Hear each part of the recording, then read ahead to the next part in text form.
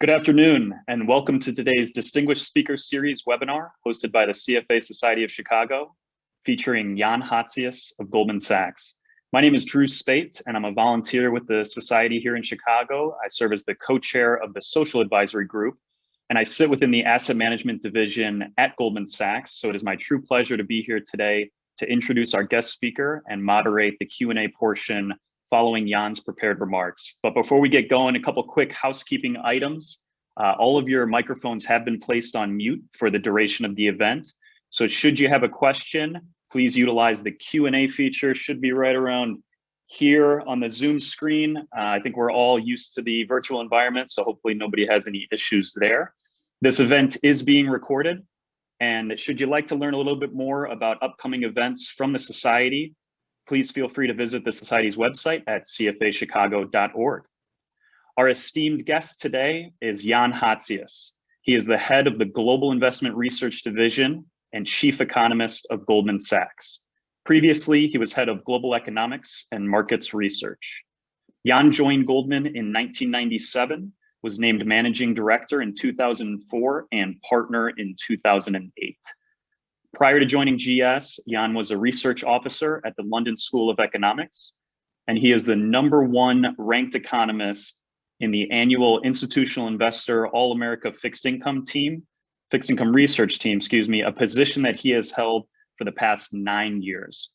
And as far as Chicago ties goes, Jan also serves on the Economic Advisory Panel of the Federal Reserve Bank of Chicago, and also on the Economic Advisory Panel of the Congressional Budget Office, or CBO.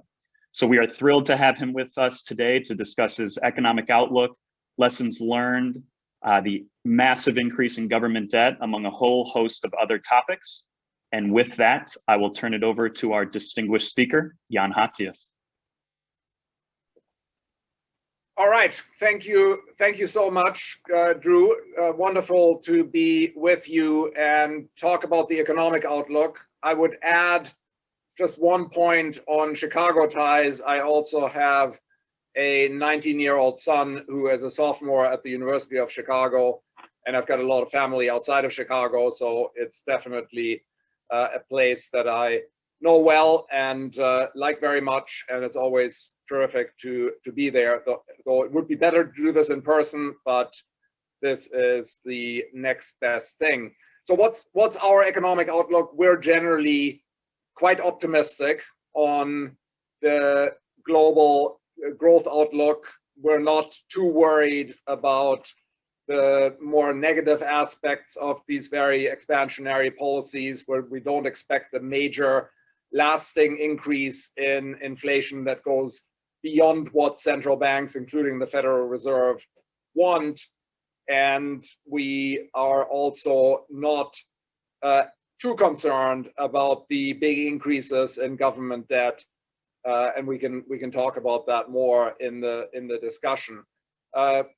So that's the basic view. Now, the title of the presentation is Passing the Peak. I do think that while we're optimistic on US growth and more broadly global growth, that we're probably seeing the fastest rates of growth right around now, and we'll see somewhat slower growth going forward, but I wouldn't view that as a negative. So if you could turn to page 2, just to give you an overview of what we're expecting for global growth in 2021 and 2022. Our expectation is 6.6% in 2021. That's 0.7 percentage points above the consensus, and 5% for 2022. That's 0.6 percentage points above the consensus. And looking across the major economies, we generally have above consensus views in the US, in the Euro area, in the UK in particular, with a 2 percentage point above consensus view, and in most of the emerging economies as well, with the exception of China, where we basically think we've seen a return to the pre-pandemic trend rate of growth, or pre-pandemic, the level extrapolated from before the pandemic. So the recovery has already occurred, and there are, we think, good reasons for expecting more muted growth going forward, as the policymakers don't have much of an incentive to increase, to stimulate the economy, and there are some concerns around financial stability. So that's the one really major economy where we are in line with the consensus as far as growth is concerned. Now, in the US, if you turn the page to page 3, in the US, I would note that while we still are above the Bloomberg median forecast by about 0.5 percentage point for 2021, the range of forecasts has narrowed quite a bit. If I compare our forecast with other major banks, then we're very much in the same area. 6.5% to 7% is the range. There are some people that are as high as 7.5% now, but I think there's a lot of consensus at this point that we are going to see a very strong growth year to come out of the contraction and the historic recession of 2020. Now, why do we expect such strong growth in 2021? I think there are basically 3 reasons for this. Number one, we have, and most importantly, of course, we continue to see very substantial improvement as far as the virus is concerned. If you turn the page to page 4, the percentage of the US population that we estimate is now immune, or at least has some degree of immunity to COVID, we think is at about 70%. That includes people who are vaccinated, people who have been previously infected, and people who've been vaccinated and previously infected. There's obviously some uncertainty around these estimates. In particular, it's hard to know how many people have been infected and what the overlap is between the infected population and the vaccinated population, but something in the area of 70% strikes us as a reasonable estimate. And while epidemiologists are, I think, reluctant in some cases to use the term herd immunity for a variety of reasons, partly because it's difficult to pin down exactly at what point an outbreak is going to, die off effectively, and at what point you are protected against major outbreaks. It does seem that the 60 to 80% range is an area where typically the virus situation improves substantially. I think we've seen that in a number of economies that have been a little bit ahead of the US. Israel is a good example. The UK is a good example. And as we've approached 70%, we have indeed seen sharp declines in new virus numbers, and certainly sharp declines in fatalities. That's going to be the most important reason for improvement in the economy, because it basically allows us to bring back activity in the most virus-sensitive sectors, namely parts of the service sector that require a large amount of face-to-face interaction, such as travel, entertainment, hotel accommodation, personal services, etc. And that is where we're likely to see the strongest growth rates, especially in the second quarter and third quarter of 2021. And then as we get into the later part of 2021 into 2022, we do expect continued improvement. but the impact on growth is probably going to be a little bit more limited because the biggest gains have already been made. Second reason for a strong recovery, if you go to page 5, is of course the enormous amount of fiscal support that we're seeing in 2020 and especially in 2021.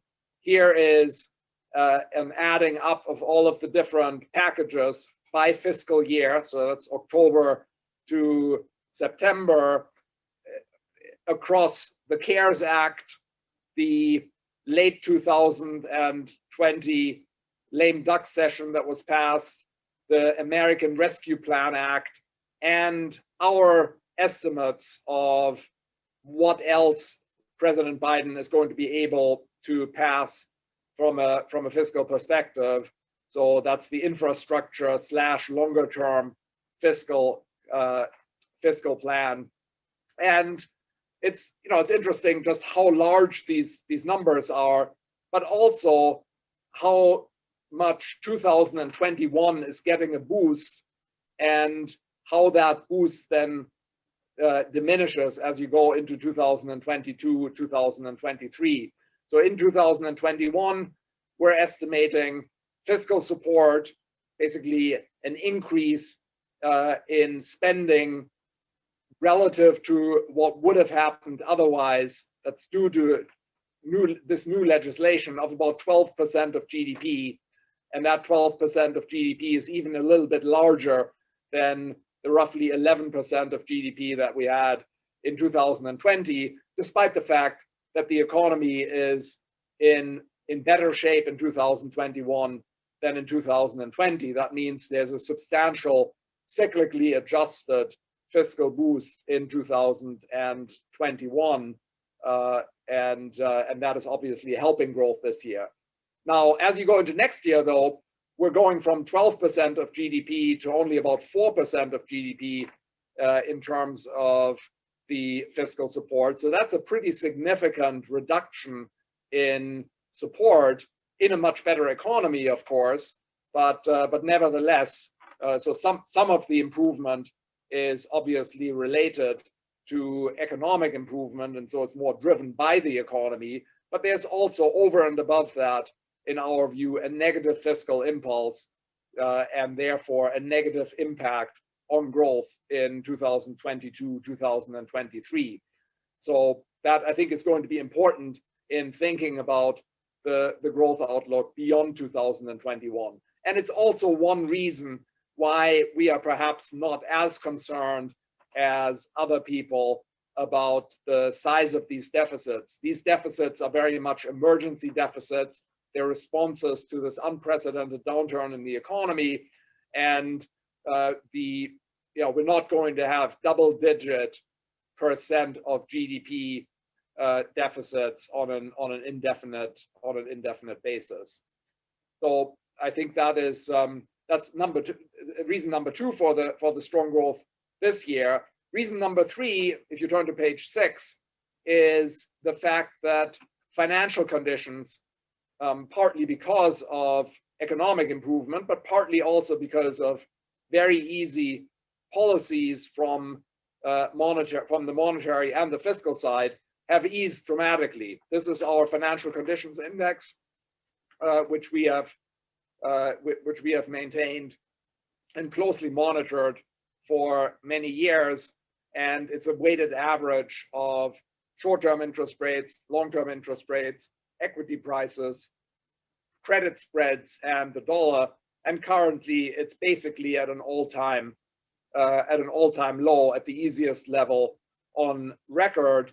And we've seen a very substantial easing of financial conditions over the last several quarters. What matters for growth, based on our estimates, is really the changes in financial conditions over a period of time, maybe over a year or so.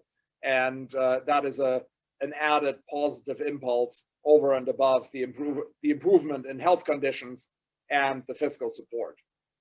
Now, how big are all these effects on growth? If you turn the page to page 7, page 7 quantifies these three factors in terms of the impact on the level of GDP relative to trend and relative to the fourth quarter of 2020. So we basically take the level of GDP or the level of the output gap in the fourth quarter of 2020, use that as the jumping off point, and then estimate the impact of all of these factors on cumulative growth in GDP over the subsequent 2 years.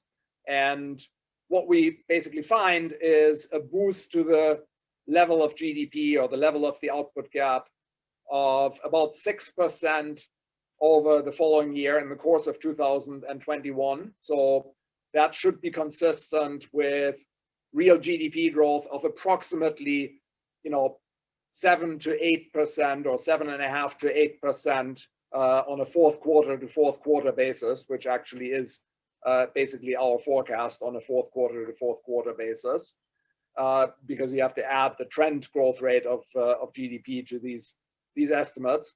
And then in 2022, we have a modest negative impulse from these different forces on GDP relative to trend. So it does suggest a fairly substantial deceleration in growth as we go into 2022. And the reason is basically, as I said earlier when discussing the fiscal outlook, that fiscal policy starts to turn more contractionary as we go into 2022, basically because a lot of the fiscal support is more one-off in 2020, 2021. I should add that, I talked about three factors boosting growth. There are four different bars here. The fourth bar is pent-up savings, which is sort of a combination of fiscal support from earlier periods and the inability of consumers to actually spend that fiscal support during the lockdown. This is the money that has accumulated on household balance sheets from these very elevated saving rates in 2020 and early 2021. And we're assuming that a portion of that is going to be spent down as we go into the remainder of the year and into 2022. And that basically prolongs to some degree the fiscal impulse that we're getting from the fresh fiscal stimulus. I would say there's a fair amount of uncertainty around the propensity to spend out of this pent-up savings. We're assuming that 20 to 30% of the pent-up savings are going to be spent. That's less than what you normally would expect to be spent out of new income, where you probably assume a propensity to spend of somewhere in the 60 to 70% range, but it's a lot more than what you'd normally assume to be spent out of a stock of savings or a stock of wealth, where normally you'd say maybe 2, 3, 4% might be spent. This is something that's sort of in between wealth and income, and therefore it's probably going to be somewhere in between those numbers, but that's a very, very big range. And I would say that there is a fair amount of uncertainty around that, and we try to be judicious in assuming, in making assumptions about the extent of the spending out of this. So that's how we quantify the impulse to growth. Now, one question around that is maybe most top of mind at the moment is that enormous impulse going to lead to an overheating of the economy with lasting effects on inflation that mean we're not only going to have high inflation in the short term, but we'll actually see a much more sustained inflation acceleration than policymakers and markets would be comfortable with. Now, by our estimates, we don't get a major overheating. If you go to page 8, we can basically combine the estimates of the growth pace from this bar chart, if you could just flip the page to page 8, with our estimates of how much spare capacity there was in the economy as of the end of 2020. We just basically tack on the boost to the level of GDP or the level of the output gap to our end 2020 estimates of how much spare capacity there was. And what we find is that GDP on this basis should rise somewhat above the economy's longer term potential. So we do have a limited amount of overheating, but only to the tune of maybe 1 to 2% of GDP, which would normally not be sufficient to generate a really large increase in inflation by the sort of standard models that, you know, policy makers and Federal Reserve economists and market economists would use. A 1 to 2% overshoot of potential GDP would typically result in an increase in inflation of something like 10 or 20 basis points. So it would tell you that perhaps you'd see 2.1%, 2.2% for core PCE inflation, which is sort of roughly what the Fed would be angling for over the next couple of years. I would also say that if we do the same type of calculation based not on this GDP bar chart, but on our expectations for what's going to happen to the labor market, we get something a little bit lower in terms of overall utilization. Our best estimate is that this would bring the economy almost to full employment from a labor market perspective, but not above full employment. So I would say ultimately I agree with Treasury Secretary Yellen, who, when challenged over whether the American Rescue Plan Act was too big and whether it was going to result in a major overheating of the economy, said that combined with all the other drivers of growth, this should get us to full employment, but not massively above full employment. That is roughly where I am as well, although of course we will closely monitor the incoming information to see whether that judgment needs to be revised. But so far, I would say I'm pretty comfortable with that assessment still. Now, I should say that in the shorter term, I mean, I think there is a lot of spare capacity in the labor market, but in the shorter term, there are some clear signs of labor supply shortages, and more shortages than one would expect at these levels of employment. If you could turn the page just to show a couple of the indicators that suggest there are some supply shortages, especially at the bottom end of the income and skill distribution and wage distribution. On the left-hand side, you see the cumulative increase in average hourly earnings over the last 3 months based on, by industry, and looking at the average wage level in the industry. You see that at the bottom end, in the sort of $15 range, $18 range, leisure and hospitality, retail, we've seen some really big wage increases in the last 3 months. And that's an important data point, and I think consistent with what you hear from a lot of businesses. On the right-hand side, you also see that people in the towards the bottom end of the income distribution have significantly increased their so-called reservation wage, the amount that they say they would need to be paid in order to take a job in the last few months, and that's been much more pronounced than for people at higher income levels. So I think this is consistent with the idea that a combination of maybe continued fear of the virus, maybe some healthcare challenges, but also these very high unemployment benefits that are particularly important at the bottom end of the skill distribution, that is acting as a disincentive to work in some parts of the labor market. People are entitled to their normal unemployment benefits plus $300 a week, which by our estimates basically means that for about 50% of all unemployed workers, basically for the lower wage half of the unemployed population, the so-called replacement ratio benefits as a share of prior income is at 100% or more. And so it stands to reason that that is making it harder for employers to find workers at the lower end. Now, the question is really how big of a concern is that from the perspective of seeing further employment gains in a non-inflationary manner.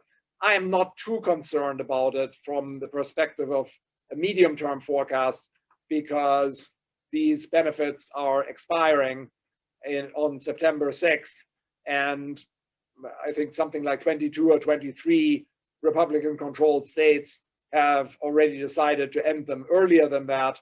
So I think this is going to be more of a short-term issue where the supply of labor is going to increase substantially once you get into the fall, once schooling goes back to normal, once fear of the virus hopefully diminishes further, and once unemployment benefits become less ample, and I think in that environment we'll see more upside for hiring. If you turn the page to page 10, you can see that there still is, just looking at the numbers, a lot of spare capacity in the labor market. This is just the employment to population ratio for prime age workers, 25 to 54-year-olds. I focus on that population in particular, so you don't have to worry about changes over time in years of schooling or earlier or later retirement. And you can see that the employment to population ratio in this population is still almost 4 percentage points below where it stood in February 2020 and in at past sort of labor market peaks. So I think once we get through these shorter term issues, we should be able to get to increase employment substantially in a non-inflationary manner. Now, I do want to talk about the inflation outlook. Obviously, that is, the inflation outlook has changed, or the inflation data have been quite a bit higher recently, especially the CPI and PPI a couple of weeks ago.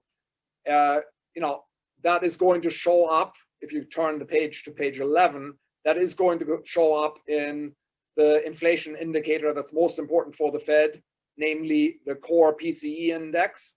We expect this to go from about 1.5% for much of the past year to around 2.8% in April and May. However, we expect those numbers not to be maintained. We are looking for a renewed disinflation in the remainder of 2021 and through 2022, or at least until the middle of 2022, because so much of the inflation acceleration that we saw was really very one-off in nature. And it was driven by basically three factors. Number one, COVID improvement, or improvement in the COVID sensitive sectors where prices have been very depressed. Airlines are a good example. Hotels are a good example. We're getting an increase in prices from very low levels to more normal levels, and in that transition, of course, inflation rates are higher. Number two, a big increase in sectors and industry, in parts of the goods sector, where we've seen some serious near-term supply shortages, in particular used cars, where you had a 10% month-on-month increase in prices in April, and where we're probably going to see some further increases on a sequential basis in the next couple of months. So that's an area where we're expecting price declines in the second half of 2021. So expect the level to go down, not just the inflation rates to go back to lower rates, but actually outright declines. And then the last factor is the so-called base effect, the fact that in April and May, we're comparing with the sharp price declines in the first spring lockdowns in early 2020, and that has also added to inflation rates. Other than that, we have not really seen significant price increases across the broad range of components of the core PCE index or the CPI. And if you turn to page 12, there's an illustration here which basically compares the core PCE index, that's the light blue line, year-to-year rate, with an alternative index that we have built, our trimmed core, which basically excludes about 30% of the outliers, the highest and lowest month-on-month price changes that may not be so representative of price changes across the distribution. Our trimmed core has been much more stable than the official core PCE and is currently running at around 1.5%. And we would expect that to continue to be the case through the remainder of this year. So that's certainly an indicator that we'll be watching very closely to see whether there is more broad-based inflation pressure as we go through the remainder of 2021. But that is not our expectation. Now, under our forecast, let me talk a little bit about the Federal Reserve policy outlook. If you go to page 13, you have a rough timeline of what we expect in the near term. We basically looking at two key points. One is the point at which the Fed tapers the current $120 billion per month asset purchase program, $80 billion of treasuries, $40 billion of mortgage-backed securities. And then the second point is at which they lift the funds rate. For tapering, I think there is a relatively narrow range of outcomes that sort of roughly starts in October of 2021 and roughly ends in March 2022. I'd be quite surprised if we saw an earlier tapering, or for that matter, a later tapering, unless we see a very significant change in the economic outlook. The Fed says they need to see substantial further progress on employment and inflation, but that is obviously a relatively flexible criterion, and I think they are pretty set to taper not too soon, but also not too late. Our best guess is that we'll start to see clearer hints on tapering maybe late in the third quarter, and then more hints and more direct guidance through the fourth quarter, and then we're expecting the first tapering to start in January. Then we think it probably takes about a year for that tapering to be completed, under the assumption that they reduce the pace of purchases by $15 billion per meeting. There are 8 meetings per year. That takes you to the end of 2022. And then they probably will want to observe for at least a period of several months what the tapering has done to financial markets and the economy before considering rate hikes. So around the middle of 2023, I think rate hikes on our schedule are on the table. That said, our expectation is that it will take a little bit longer for rates to actually rise. If you turn to the next page, page 14, our forecast is that the first hike occurs in early 2024. That's based on the Fed's forward guidance. that three conditions need to be met for the first rate hike: economy at full employment, the inflation rate at 2%, and confidence that we are set for a period of moderate overshooting of 2%. We translate that as unemployment rate below 4%, and probably perhaps closer to 3%. Number two, we think that the core PCE rate actually has to be not just 2%, but maybe 2.2%, and that the economy looks like it continues to grow above trend, and we therefore can be confident, or the committee can be confident, that inflation is going to grow, going to increase sort of modestly further. It's obviously very difficult to know exactly at what point we will have reached that those three criteria. This is very long ways in the future. It's certainly very possible that we could reach that point in 2023, but it's also, I think, possible that it takes longer than 2024, in particular if there are any unanticipated shocks to the economy between now and then. So I think early 24 is, for us, a reasonable baseline, but certainly with a significant amount of uncertainty around it. Now, lastly, I should say that while we are on the dovish side relative to market pricing as far as the timing of the liftoff is concerned, we do think that ultimately the funds rate is probably going to rise potentially quite a bit further than markets are currently pricing. Markets are approximately at 2% or a little over 2% in terms of where they think the funds rate is going to go. We would expect something significantly higher than that, more in the 3% range or 3% plus range. Basically because we think the Fed's likely to wait quite long, but the flip side of that is that there will be probably more to do in terms of monetary tightening than they would have to do if they started tightening at an earlier stage.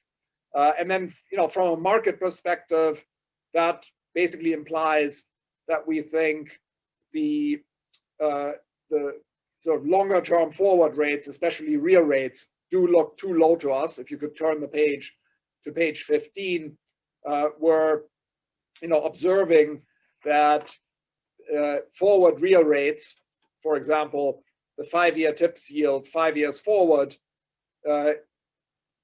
is at a very, very low level at the moment, at just basically zero, which is 60 to 70 basis points below where it was in the 5 years prior to the pandemic, which was already a very low level in a period in which many people in markets had effectively bought into the secular stagnation thesis. We're even lower than that now, in our view, and under our expectation for the economy and our expectation for where Fed policy is ultimately going. We would view these forward rates as significantly too low. That's a reason why our rate strategy team is calling for increases in long-term rates, despite our relatively dovish Fed call. We're at 1.9% for the end of this year, and then 2.5% by 2024. And I think the risks to those numbers are probably somewhat to the upside, especially further out. Maybe lastly, what else are we expecting for the financial markets? I would say on the equity side, we generally think we're in a pretty favorable environment. Obviously, it's a relatively optimistic forecast on growth, relatively optimistic forecast on inflation. We do think that in the US, we have obviously seen some very large price increases, and our equity strategist, David Costin, has a more muted view for the remainder of the year. His price target for the S&P 500 by the end of 2021 is 4,300, obviously not far from where we are at the moment. We are more optimistic elsewhere. We're more optimistic in Europe. We're more optimistic in emerging markets. And related to that, we also have a generally bearish dollar view and expect, in particular, euro appreciation. We've seen some of that already, but our expectation is that the European economy, or the gap in growth rates between the US and Europe, is going to diminish from the very high rate or very wide gap at the moment. And that's going to help the euro, where we think that in a generally friendly global growth and financial market environment, that tends to be negative for the dollar, which is more of a counter-cyclical currency. And we think that a friendly Fed is going to be positive for foreign currencies as well, and negative for the dollar. So let me stop there, and we'll have some time for questions. And I'm going to turn it back over to Drew, who is going to moderate the discussion. Thank you, Jan. Fantastic. And we have a ton of questions coming in. And so I'm just going to jump right in, and hopefully we can get to the majority of these. There was a couple folks asked this similar question. I think this was highlighted in the Wall Street Journal on Monday around the shift in consumption from goods to services since the start of the pandemic, and services consumption now rebounding sharply with the reopenings, and will likely to continue to do so. So do you expect some of the services consumption to come at the expense of goods consumption? To some degree, probably yes. I think goods consumption is a little bit above the longer term trend. You know, there have been a lot of durable goods purchases during the pandemic. You know, home improvement is a good example. I think that, you know, just looking at retail sales, you extrapolate the trend pre-pandemic to, you know, where we are now, and we're a little bit above that trend line. So I think there will be, you know, some of these structural shifts in, you know, between goods and services. That said, activity is still below trend. So most of the increase in services doesn't really have to come at the expense of anything. We're just bringing back some of these activities without having to cut into goods consumption. So, I mean, for very rough numbers, you know, if we get an increase in the level of GDP from here relative to trend of, you know, maybe 3 or 4% more, then you know, services are going to account for most of that, maybe all of that, but I don't think you're going to see a big decline in goods consumption. Great. And Jan, do you see any long-term effects from added debt and loose money hanging over the economy? I think that's so. For loose money, the question is basically what is the inflation outlook? I mean, long-term effects would be negative if we had a sharp increase in inflation, and, you know, as I discussed, we're not expecting a big a very lasting inflation increase. We do think that inflation is going to be higher than before the pandemic, but that's basically because the Fed wants it to be higher. They had an average inflation rate for core PCE of 1.6% in the 20 years prior to the pandemic. They want to be at 2%, so that is what we expect they will ultimately achieve over the longer term. But we're not expecting 3% or 4%. But you know, obviously that's something to be watched. And one of the key questions is the economy going to move significantly above potential? In our forecast, it does not, but that is you know, obviously important to continue to monitor. On the fiscal side, I mean, we are going to have significantly higher government debt for the indefinite future. We're currently at about 100% of GDP for publicly held treasury debt. That number is probably going to go to 130% of GDP by our estimates in 2030, which would be higher than anything we have seen in recorded US history. There are plenty of other countries where we've seen even higher numbers. Japan is a very recent example.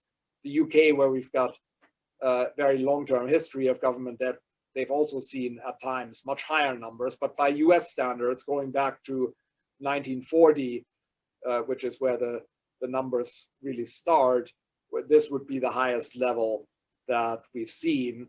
I think, how much of an impact that has on, on the economy and on the markets, I think a lot of it depends on where interest rates go from here. If at current levels of interest rates, this 100% or even 130% of GDP is no issue, because the debt service burden is extremely low because the level of rates is so low. And if rates are lower, you can have much larger amounts of debt without having a serious negative impact on the operations of the government. If interest rates go up to, say 2%, that's sort of roughly our estimate, 2 to 2.5%. If you take an average across the curve, it still wouldn't be a major issue. I mean, if you look at the debt service burden relative to history, it would still be very much within the range of debt service payments as a share of GDP that you've seen historically. If you go to 3%, it starts to get a little bit more problematic. And again, 3% across the curve. So it's, you should think of this as maybe a 5-year treasury note of 3%. Yeah, then I think this would be a little bit of a drag on the government's ability to spend, and maybe you require some significant more significant spending cuts and tax increases. If you go to 4 or 5, then it starts becoming more problematic from a debt service perspective. So I think my expectation would be that it's not going to be a major issue, but I think we are exposing ourselves to somewhat more risks than what we have had in the past, basically because we're a little more dependent on continued low interest rates. And of course, interest rates are very difficult to forecast over the longer term. We've had major swings in nominal and real rates over the decades, and they're not always easy to predict, and often not even that easy to explain in hindsight. So yeah, risks are definitely increasing, although my baseline view would be that this is something that's still sustainable. Great, and that answered a number of other questions that were in the queue. So I'm going to continue the rapid fire here. So your GDP growth estimates are relatively high and kind of above consensus. Outside of a policy error and maybe a resurgence or of a variant of the COVID-19 virus, what do you think could derail your GDP growth estimates? Look, I think from a growth perspective, the virus is still going to be the biggest issue. I think we are expecting a slowdown in 2022. That's not quite so visible in our annual average growth numbers in the first table, which are for the US 5.1% in 2022. That's slightly misleading though, because a lot of that is driven by sequential growth in the later part of 2021. There's a significant statistical overhang in the annual average numbers. If you look at it on a fourth quarter to fourth quarter basis, then 2021 goes from 7% to 8% in our forecasts. Fourth quarter to fourth quarter, it's 8%. Fourth quarter to fourth quarter in 2022 is 2.9%. And the second half of 2022 in our forecast is 1.75. So it's a pretty meaningful growth slowdown. So that's not a bad thing. That's not derailing anything. That's actually sort of needed in order to keep the economy from overheating more, and therefore potentially generating more inflation pressure. I think what could derail the outlook more broadly is, actually, if we continue to see a lot more growth relative to potential, or if we find that potential is weaker than than we thought. If we find that there isn't as much spare capacity, maybe it's some of these labor shortages that we're seeing at the moment prove to be more persistent, despite our analysis suggesting that they won't, in which case I think you would see more of an inflation increase, a more lasting inflation increase, probably an earlier Fed exit, maybe a steeper Fed exit, and then therefore also more risk of a sharper slowdown further down the road. That's so in some sense that would be, you know, a little too much of a good thing in terms of bringing the economy back. If you do too much, then of course you're also creating some risks to the sustainability of the upswing. Great. And if we can shift to infrastructure, how large of an infrastructure spending bill are you anticipating? And how would you respond to the concerns expressed by observers like Larry Summers and Martin Wolf that the stimulus measures are overdone? And is their anxiety misplaced? I think it's, I don't share the anxiety. I mean, I do think that the headline number for the fiscal bill is going to be very large. The Biden proposals, if you take the two proposals together, the American Jobs Plan and the American Families Plan, total about $4 trillion. We think it's probably going to be a little closer to 3 trillion than to 4 trillion in terms of what gets passed. But that is spread over a very long period of up to 10 years. And is also offset by a significant amount of tax increases. Now, we think that the tax increases are probably not going to be as aggressive as what Biden has proposed. He's proposed, for example, the corporate tax rate going from 21 to 28%. We're expecting 25. He's proposed capital gains taxes for individuals making more than $1 million to go from currently 20% to 39.6% to the top marginal personal income tax rate, which is also going up from 37 to 39.6. We think that 39.6 is probably more like 28 for capital gains.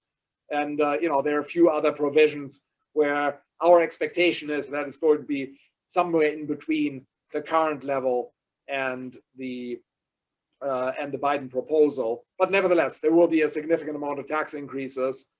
But you know, that basically means if you have net stimulus or net additional spending of maybe a couple $2 trillion over 10 years, that's, you know, 200 billion per year, and it's actually going to be probably smaller at the start and somewhat bigger at the end.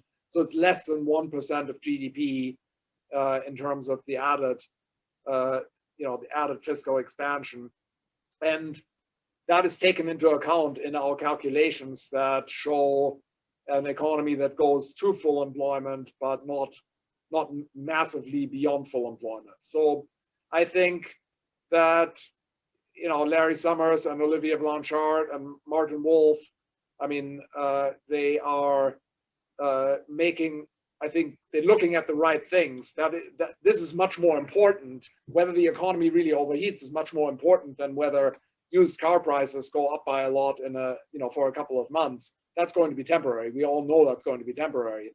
If the economy were to overheat significantly, that would be, I think, a much bigger concern. Our numbers just don't show a major overheating.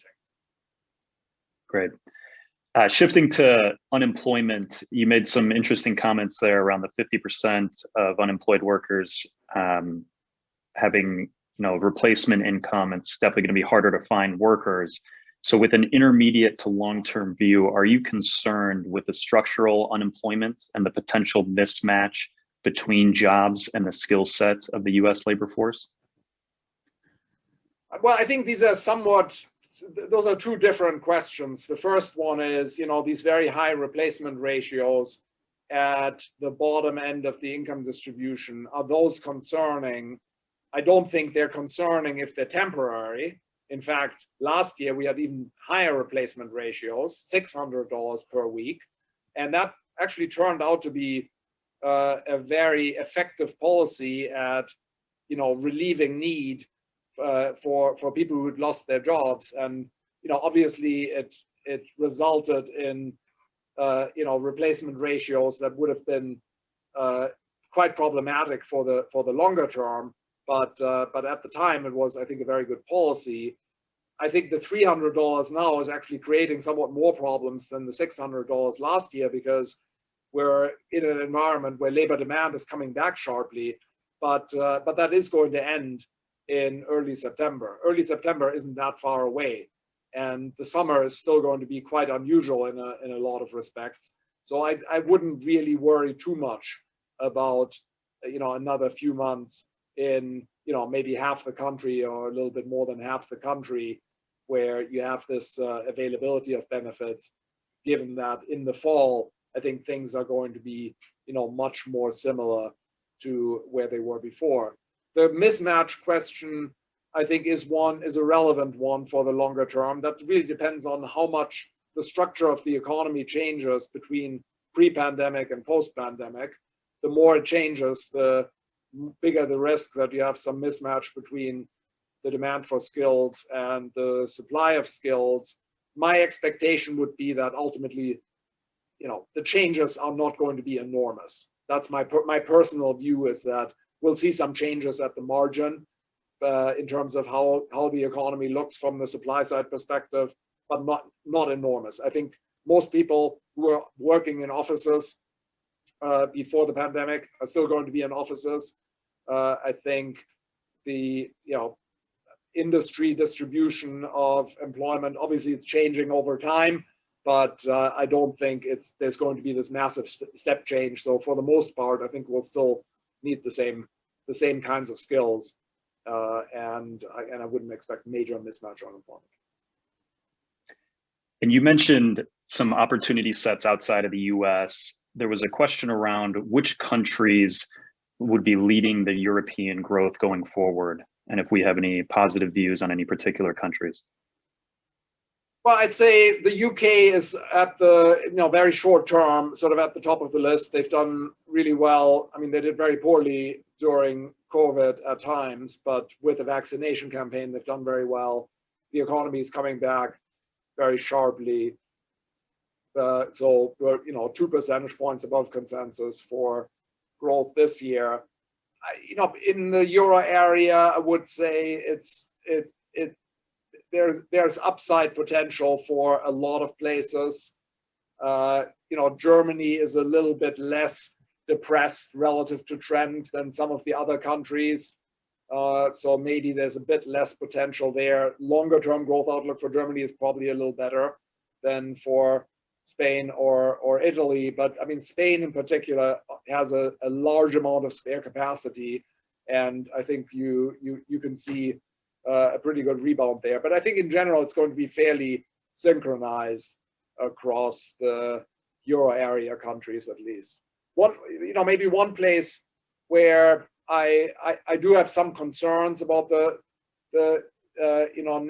next few quarters is I do think Asia, which has done a really good job in virus control for the most part, I mean, especially China, but also other places in Asia, some of them are lagging in vaccinations, and may therefore fall behind a little bit as the rest of the world vaccinates.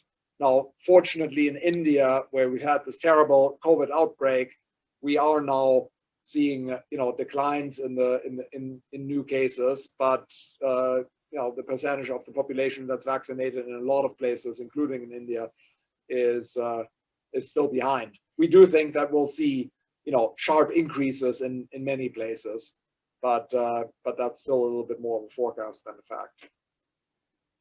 Well, great. And I know we are up on time. Apologies to those of you who submitted questions that we didn't get to. There were quite a few. Last question, Jan, are we leaving suits and ties in 2020? I would hope that there is more flexible dress code and what we do. I think there are times and places probably where we'll still want to dress formally, but I do think being a little bit more relaxed is probably good for all of us. All right, you heard it from Jan. Thank you so much, Jan, for joining today, along with everyone who attended the event.